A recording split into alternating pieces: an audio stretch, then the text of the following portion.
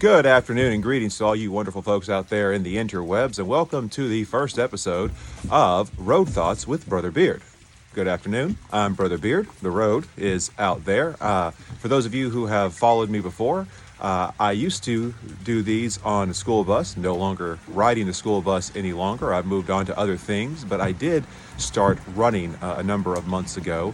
And just like being on the school bus, running on the road, well, it gives me time to think about things, usually about all the poor life choices I make, like deciding to train for a marathon. But I thought that I would share some of those thoughts with you here on this channel. And so today, as I was running, I thought of a Bible verse. It's from the book of Job, Job 13:15, when Job is talking about God, and he says, though he slay me, I will trust in him. And of course, Job believed that it was God who was afflicting him, loss of his wealth, his family, his health. He was really in a tough way. Read the book of Job, and suddenly all of your problems will seem to be much, much smaller. And even though God was not directly involved in what was happening to Job, he was allowing it to take place. And I'll get to that in a second. But, one of the things that I've learned as a runner, there are some things that you can do to become a better runner. You can work out, lift weights, you can improve your diet, get more sleep, different things like that. But the best thing you can do to become a better, stronger runner is to run. That's the secret. Left foot, right foot, repeat until you get back home. And that's like I said, that's the secret to being a good runner and to becoming a stronger runner, is to run more. And so you have to trust in that process. You have to be willing to be uncomfortable and to be in pain and to go through all of the trials and tribulations of running to get to a point where you can become a better, stronger runner. I'm speaking from experience. I'm 9 months into this journey. And when I began back at the end of March, I could barely jog for 30 seconds without, feeling like I was going to die. And last weekend, I did an almost 16-mile trail run. Now, I didn't run the entire time. I walked about, 3 or 4 miles of that. But point is, the best way to get better at running is to run, is to do the thing that is causing you pain, and to trust that you're going to be stronger. And I am.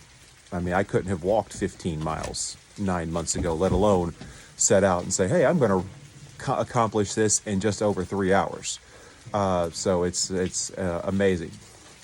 And what Job was saying, he said, God is allowing this to happen to me. God is in control. God is the one who has the power. And even though what he's doing right now is causing me grief and causing me misery, I've got to trust God, because he is the only way that I can get through this. He is the only way that I am going to be able to survive what is happening to me. And that's something that we don't understand a lot of the times, especially when we're dealing with God. When something bad happens, when we lose a job, or we have an illness or an untimely death or something like that, we blame God. We get angry at God. Why would he allow this to happen to me? I'm a good person. I don't deserve this kind of thing. And the truth of the matter is, if we got what we deserved, come on, folks. We all deserve God's judgment. We all deserve to be judged by him, and to be judged harshly.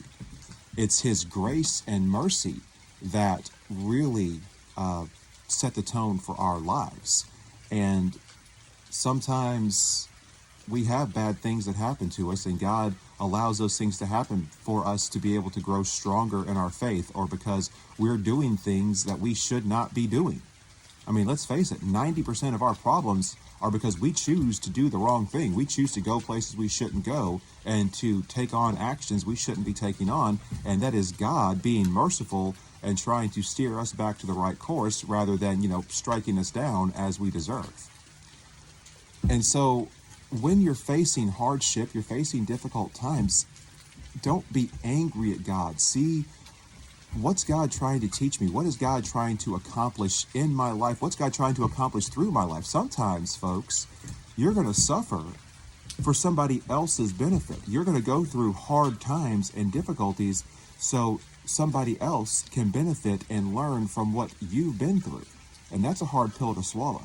But just remember that just as God is the author and God is the one who allows the difficulty to come, he is the only way to get through the difficulty. Just like running is what's causing you problems, it's what's causing you pain, but running is the only thing that's going to make you a better runner. It makes sense when you get out there and do it. So, heck, lace up your running shoes today, get out there, and if you're facing hard times, trust in God. You might be angry, you might be upset, but trust in him because he's going to be the one who's going to get you through more than anything else ever possibly could. I love you.